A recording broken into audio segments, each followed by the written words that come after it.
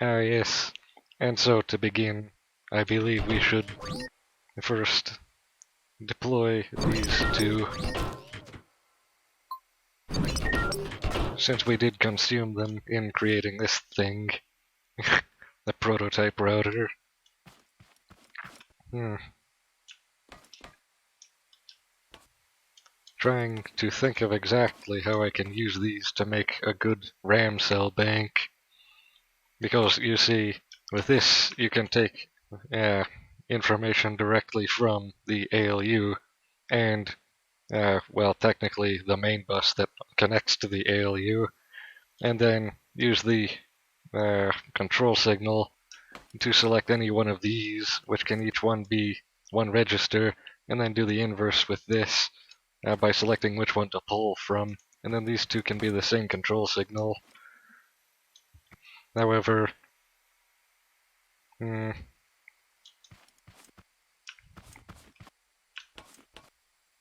there is a different thing that I would also like to try, having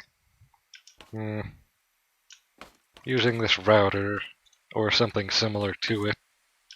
It could be very powerful. Although, no, actually, this is just these two compressed into one object. Yeah,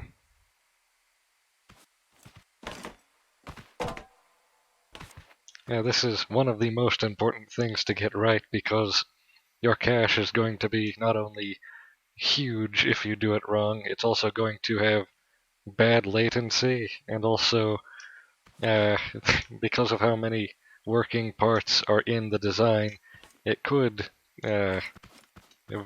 heavily tax the processing power of your actual computer, even rendering it. And so that's something to keep in mind. Well, this is a lot of parts for a single register. The registers that I used before with a single self-wired XOR gate had at least two less of these, so it was compacted down to this profile here. And then I'm not sure if I ever got it better than that. Perhaps down to 4 long. Might actually try to do that right now, just in case. That one compression, since it is the only one that I could conceivably think of. So at the end we have our XORs containing the value. And then on this side we would require both the clock input for telling it to take the value, the next value, and also the actual value input. And so we need something to detect the state of what's happening in here, and then conditionally, no wait, and also this there. And now, if there is, if this is carrying an on state, this will activate when this activates, and then we need to route that signal back in somehow in order to get it to reset. And then at the same time, in parallel, we're going to need to have the signal input enable from the same clock cycle.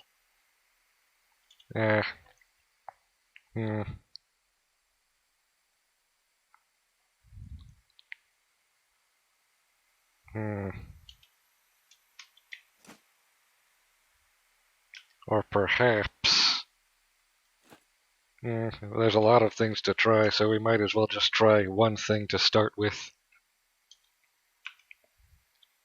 I can't wire this directly back into the one that it's reading, unfortunately, because if I could, then that would reduce the complexity of this design.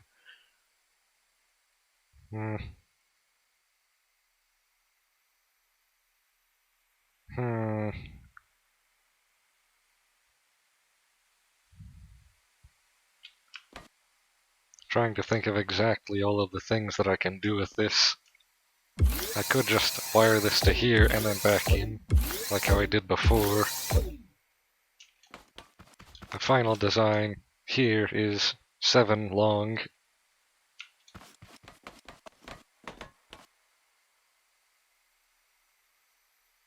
And... no, not that, this.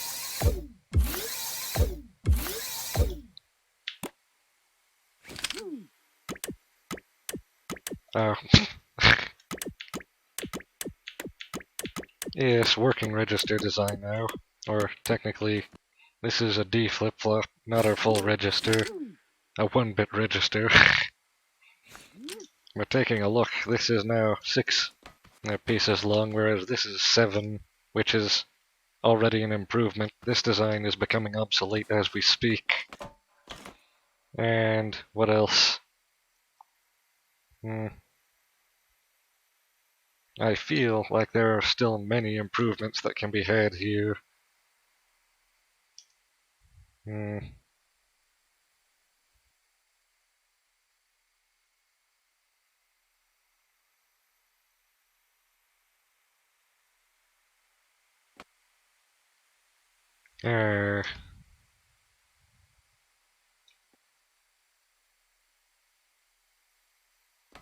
I feel like this is probably the closest we're going to get for right now.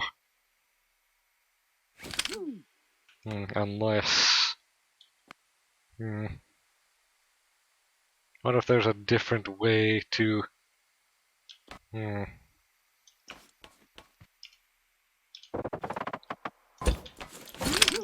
Hold on a second, instead of using fully XOR gates.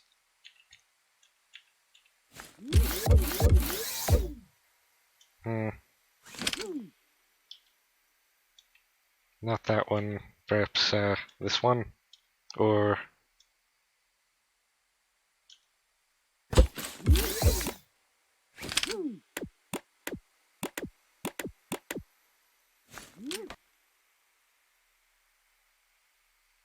yes, this is looking...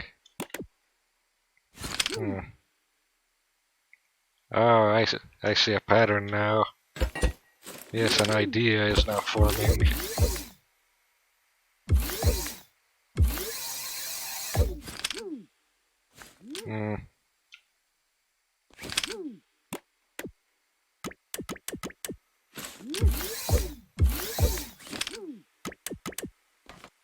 No, not like that.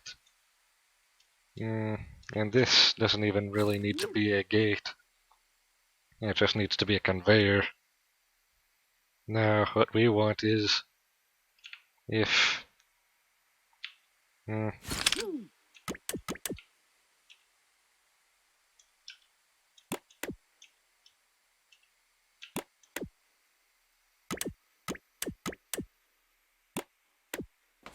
this is becoming closer.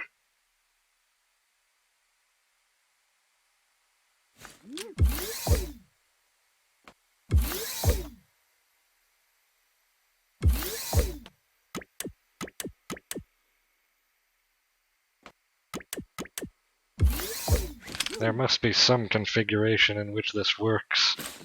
Hard to describe this particular idea currently.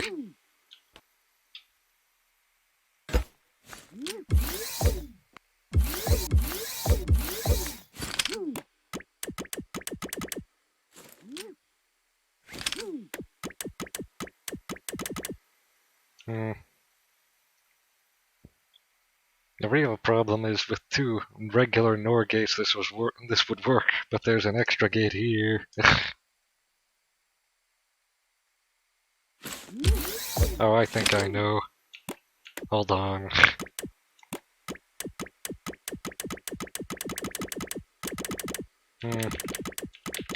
I hate it when this happens.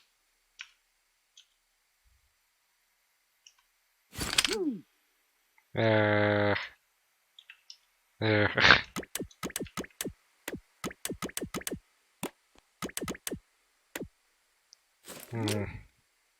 If I can get this working correctly, then this can be a 4-gate design. Hmm.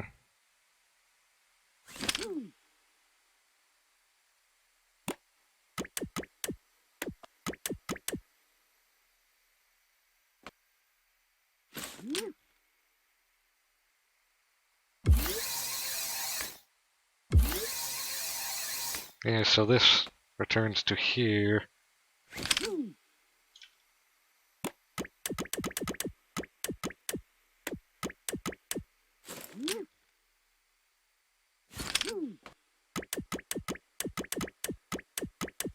Ah, here's a problem.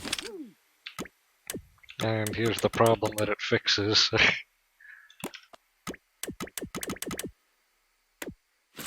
And so now the problem becomes signal length. Oh wait, I know how to modulate signal length. What am I doing? So, oh yes, right. Uh,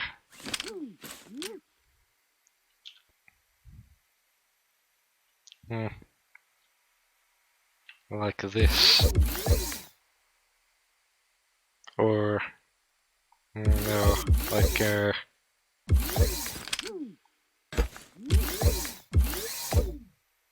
like this. This will give out a constant signal of 2 ticks.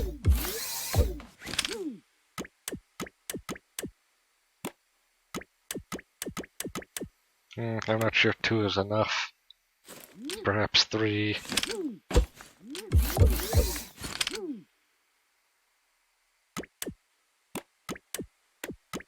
Somewhat slow compared to the old one.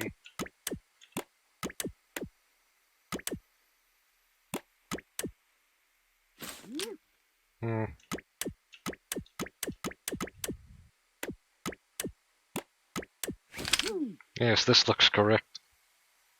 So this is a functioning 4-long design here, but it requires advanced control logic here.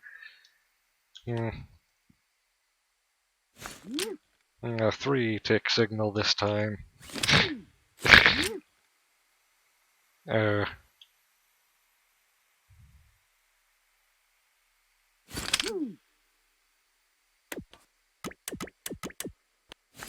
now this becomes the out of the system.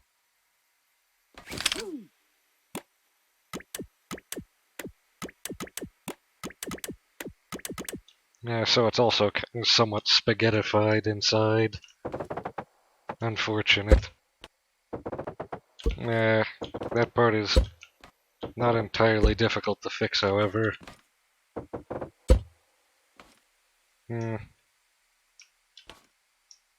2 successful designs of consolidation.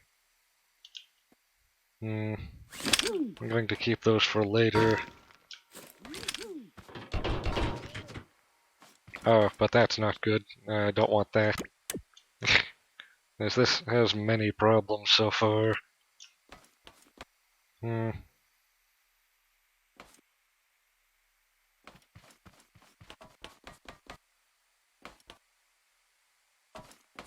And what else? I could try making the state machine that will be controlling the instruction set. I definitely don't want this to be the core of my banks. Oh, I know what we can do. We can assemble the ALU. That should be fast and easy. Usually I make the ALU too compact, and it causes problems. Because then, not even sure I need to explain why that is a problem.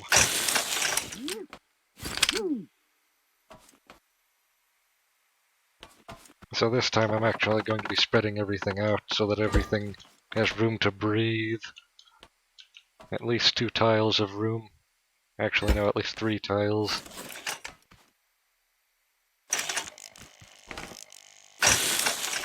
Hmm.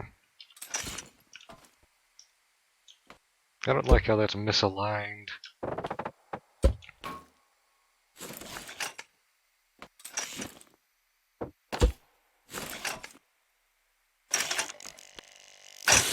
There.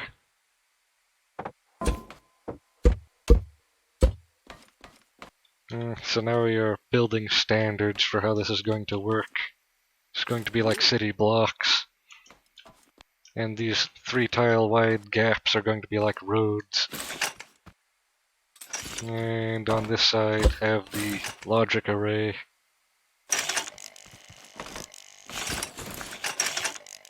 Or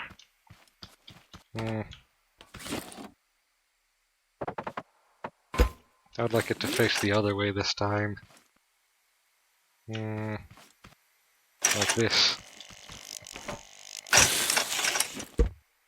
And I don't think I'm going to be using this thing.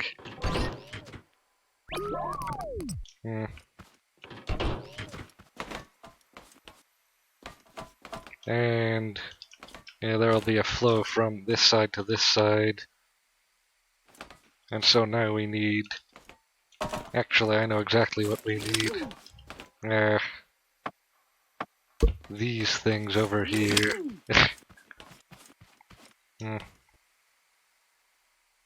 This only does one bit at a time, unfortunately. Oh, I know it. We don't actually need to do the selection on the input, only the output. Because we can do all of these processes in parallel. And only take the answer that we need at the end. Which is a trick that I learned to make processing more expensive but faster.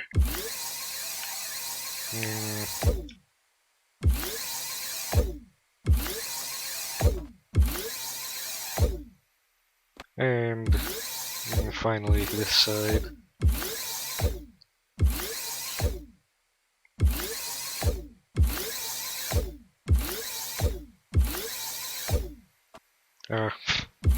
Accidentally unwired that one.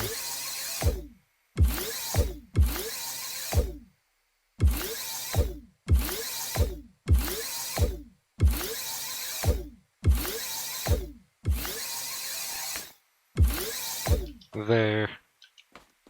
And now everything is correct. Except for one thing actually, and that would be the secondary input. And I should actually color code these.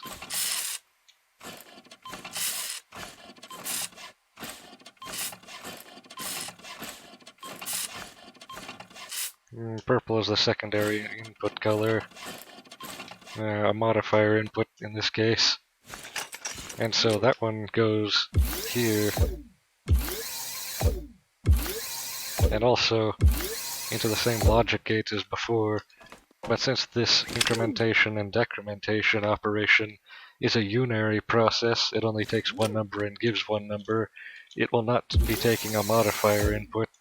And so that's unnecessary for this. You know what the funny thing is?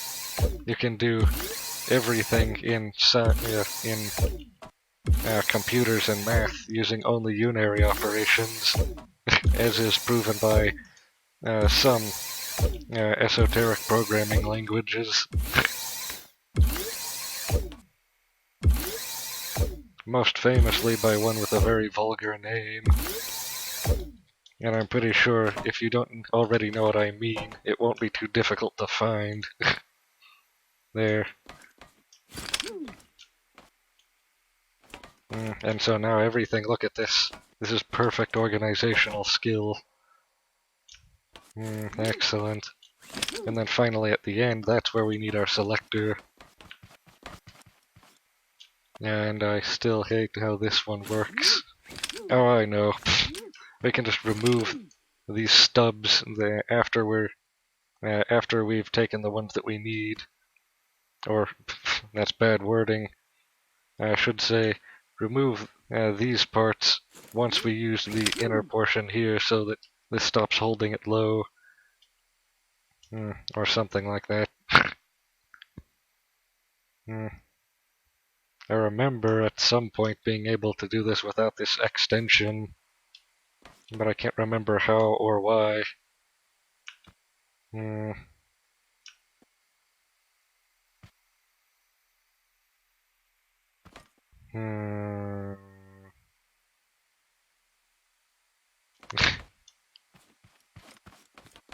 Now I'm going to need to think about that, because I feel like there must be a better way of routing than this.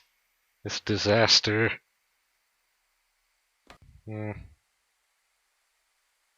I think I might be having an idea, actually. Although I'm not entirely sure.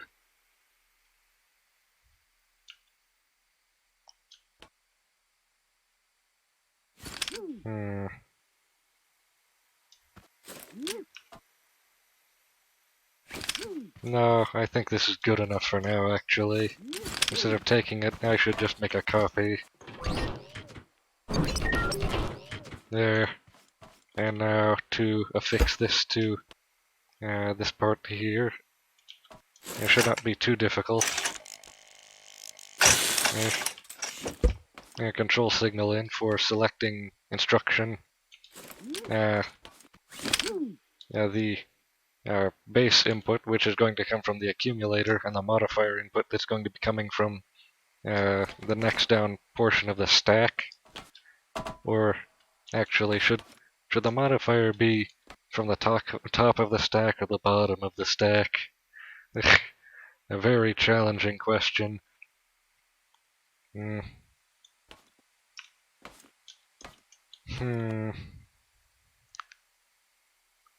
Also, another thing I just thought of, we're going to need not only a way of duplicating values on the stack, but swapping the first value and the second value on the stack.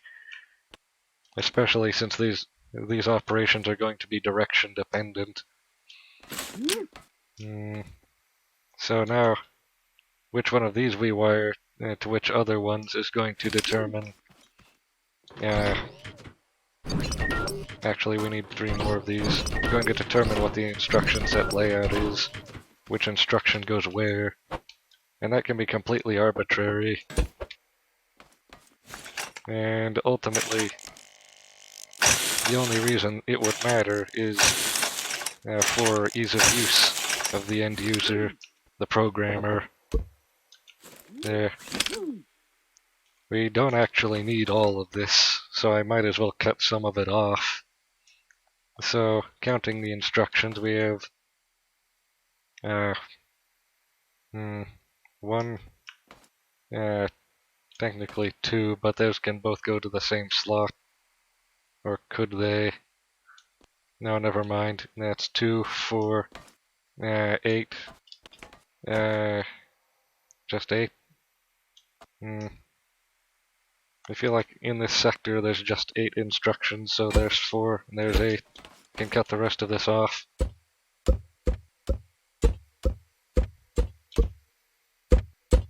And we can always just replace the entire thing if we need to. So that's going to consolidate everything.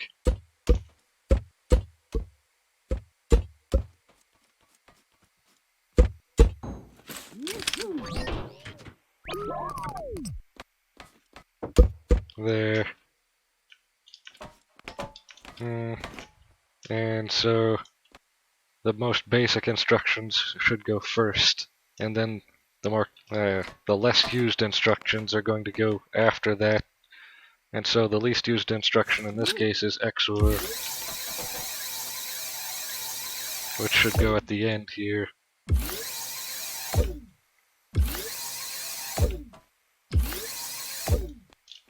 Add and subtract are obviously going to be very basic instructions, but I feel like increment and decrement are going to be even more basic. Specifically increment first. And since the outputs of these 2 operations are the same, or come out of the same port, I should say. What is this? What am I doing? Oh wait. Yes, never mind.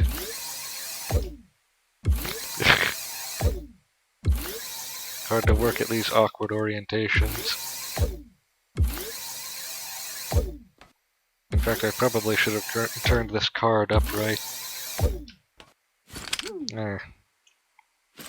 This is going to be like some kind of microscopic PCB, or macroscopic PCB actually.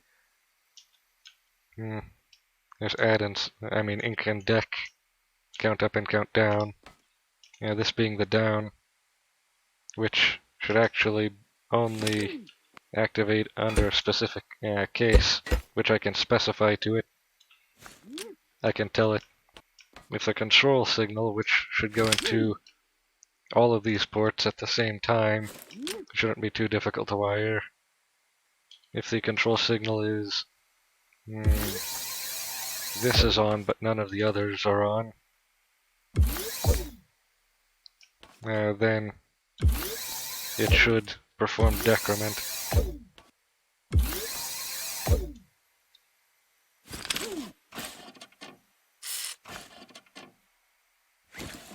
There. And so now under a control signal of 1, it will decrement instead of increment. And it will detect that in a very intuitive way for it. And for subtraction, I can do exactly the same thing. The subtract pin should activate under the case of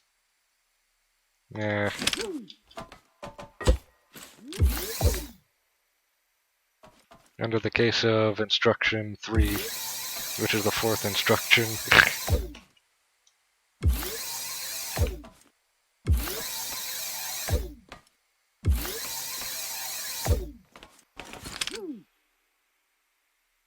There.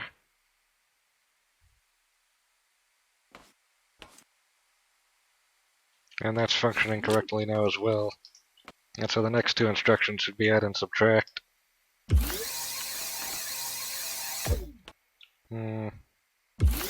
Which should both go like this.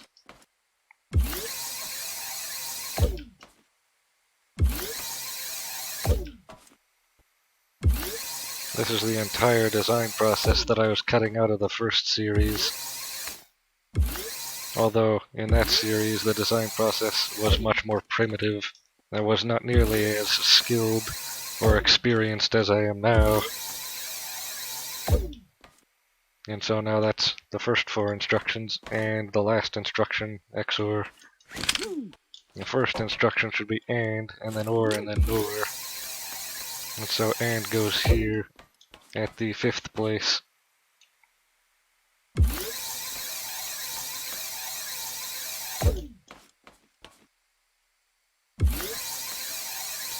Getting stuck on all of these modules.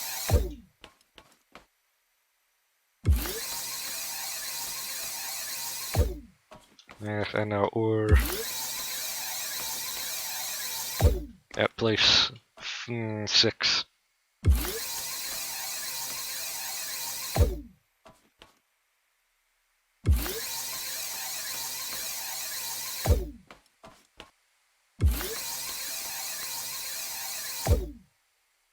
And finally, NOR at place 7.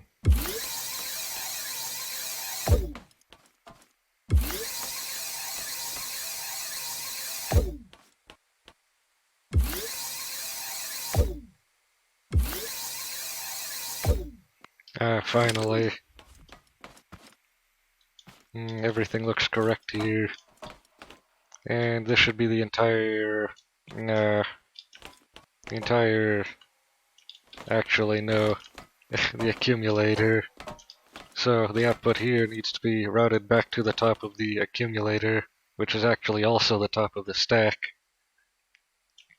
And so, first I'm going to cut off all of these redundant portions here.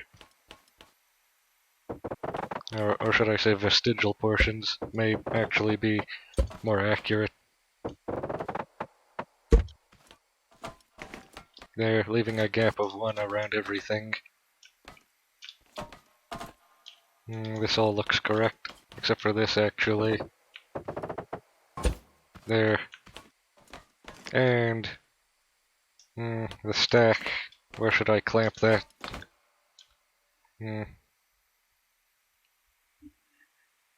I feel like perhaps over here.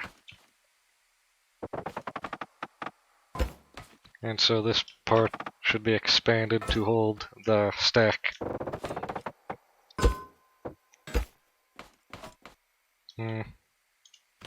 Yes. This routing looks so much better than ever before. A carry in here and carry out here, both on the adder and counter, is going to need to be handled by actually going to need to be handled by a separate control system inside.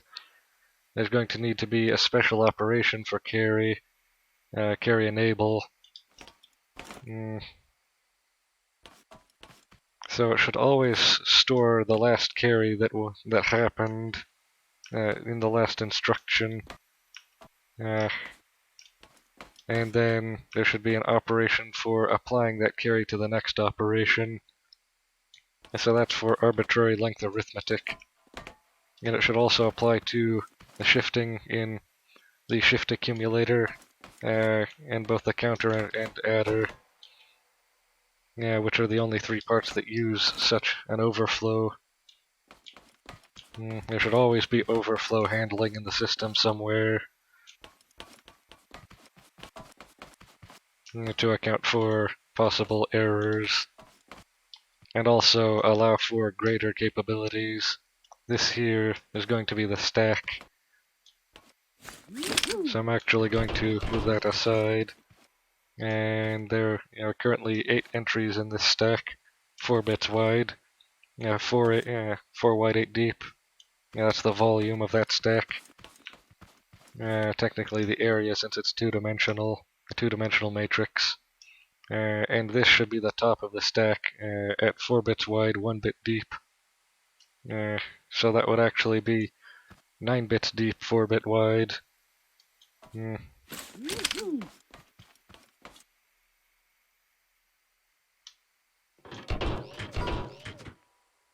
I feel like this is the correct orientation. Flowing back to the beginning, going out of here into there, and out of here into there. And then this part should connect directly to the data bus, as well as this part here, so that we can read what's on the top of the stack, which is the accumulator, which is also the shift accumulator, and input directly to the modifier slot here. In fact, that appendage should actually be very easy. Just need to perform the correct procedure here. Oh, it's... hold on, wrong orientation.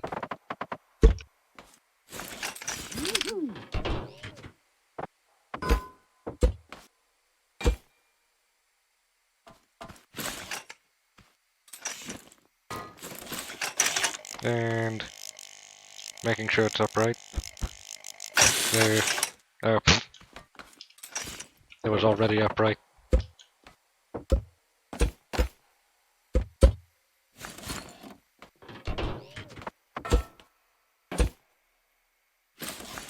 Going to try that again now.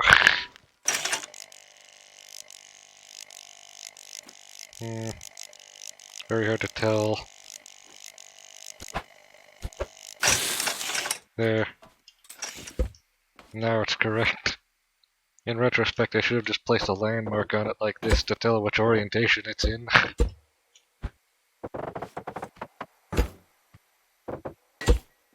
And then the stack itself can attach probably off to the side like this. Or perhaps it can even branch out from there or back here. Probably that way. So, it's going to be the... hold on. So,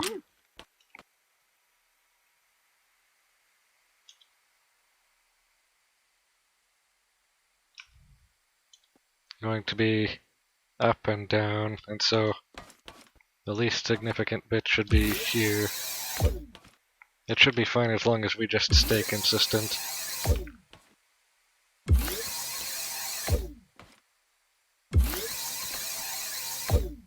There.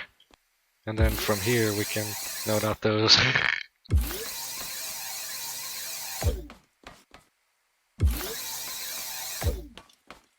Yes, this is finally beginning to form, or take form.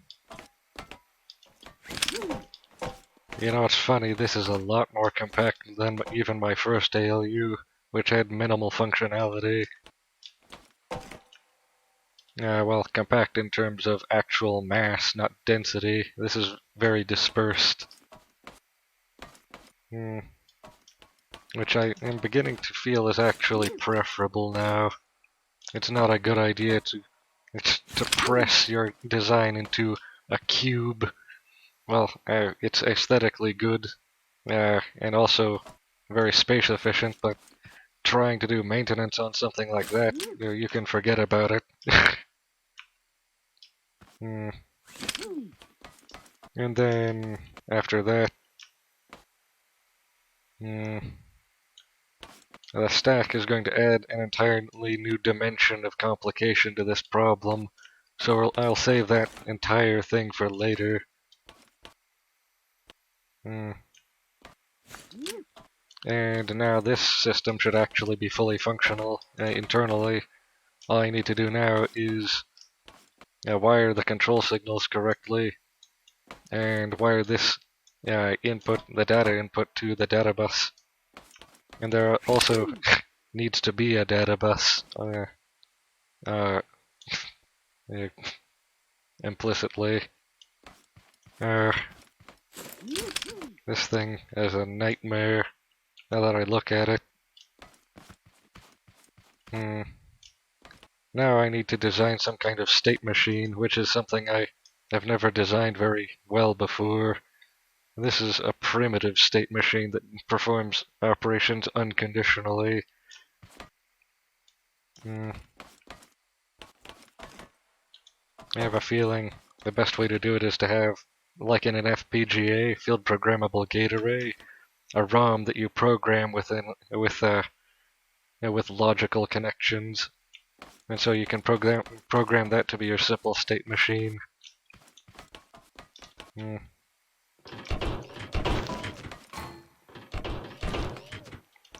Yes, you deserve to be horizontal now for your inefficiency and inferiority. You disgust me. And now, about this interface. There are some ideas I've had. Firstly, let me actually review what I did before, because I've forgotten exactly what symbols I used. That's 0, 1, all looks correct, 2, and 3. Yes, it should be good enough.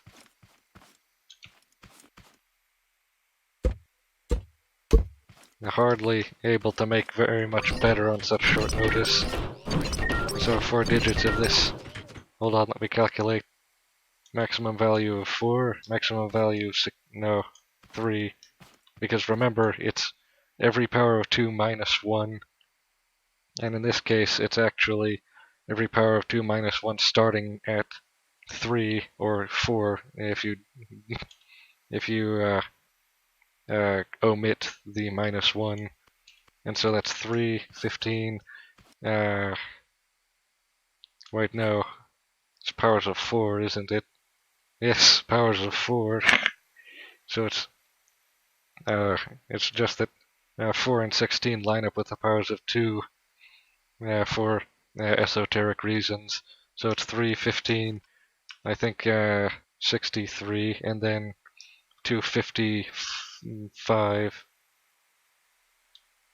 Yes, so this many digits can represent up to 255, which is a pretty good number, a good sized number. Multiplying 255 by 4 after adding 1, of course, and then subtracting it after that would then give you, hold on, 255, 511, 1023. So 1023 from only one more digit on this. And since the digits are so simple and easy to think about, practically a hybrid between unary and quaternary, which are two of my favorite numbering systems. Hybridized, which is even better. That's my new favorite numbering system. Numeric system, I should say. There. And now there should be, or should there be? I'm not sure we need an enable pin for this entire display. So we can have multiple displays like this for displaying different relevant values in the machine, like the value at the top of the stack, or all of the values in the stack, or what part of the program we're at. Very simple machine level things. And then later on we can have better displays that display higher level information and are spoken to by the program instead of the hardware. Currently, I'm not sure how this would look, and I'm not going to find out until we test, actually. I'm not sure if this keyboard is fully satisfactory. It feels primitive, although it probably should, since this entire machine is very primitive. Look at this. It's a 4-bit machine rather than an 8-bit machine like the last one, which actually enhances its efficiency, because you see, 4-bit doesn't just take half as much hardware to simulate as 8-bit, it takes less than half, because of some of the scaling factors in the machine aren't linear, they are powers of 2, just like other things. It's all very symbolic and somewhat poetic. And so, for instance, decoders, a 4-bit decoder will be 16 bits long, but an 8-bit decoder will be 256 bits long, which is much more than twice 16. That would be the difference between 32 and 256, which, if you do the proportions, hold on, let me think. I think that's 4 times as big, or perhaps even more. Yeah, I'm pretty sure that's 4 times as big, instead of twice as big. And it only gets worse with higher bit lengths and widths.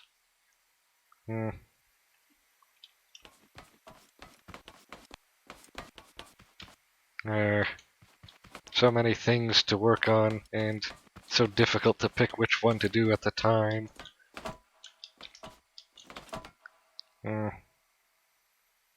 Two very large things that I need to do now are the state machine for the control unit, because at the heart of the control unit, I've realized recently, it's basically just a state machine. And then what you build on top of it to make it more advanced is the ALU to give the state machine more complex operations to do on the data, and then a huge memory bank for data for it to operate on. And so that's the essence of the state machine, is to determine and decide and detect and control the flow of the operations. And there's still this thing that I need to figure out.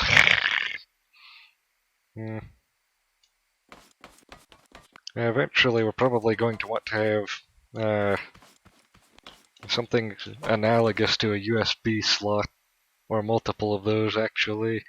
Some kind of data I/O that can be plugged and unplugged, which there is one way to do that I already know of, and that is, hold on, let me go through the list. You can use a combination of these two in order to form connections between crafts. And so, hold Hold on.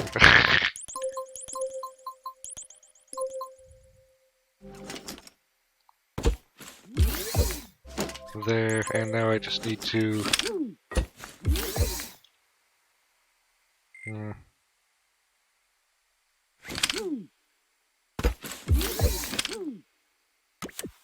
Yes, look at that.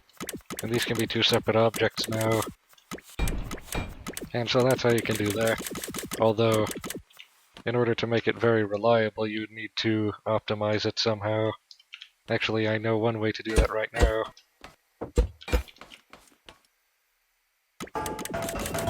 This already helps. In fact, another thing that would help even more. In here there is one component, this one. Yes, look at that. A very sharp transmission, which is what you want.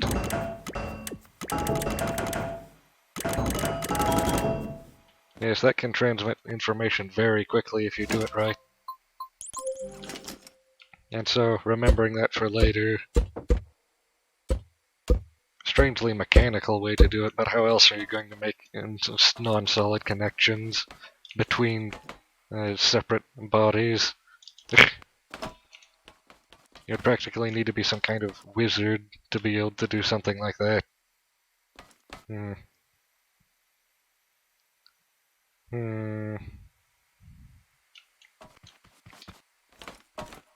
What else can we do with this? Actually, I think now would be a good time to take a break and think. I don't want to rush into this too quickly, because otherwise you make mistakes, and that's how what's... trying to think of good phrasing.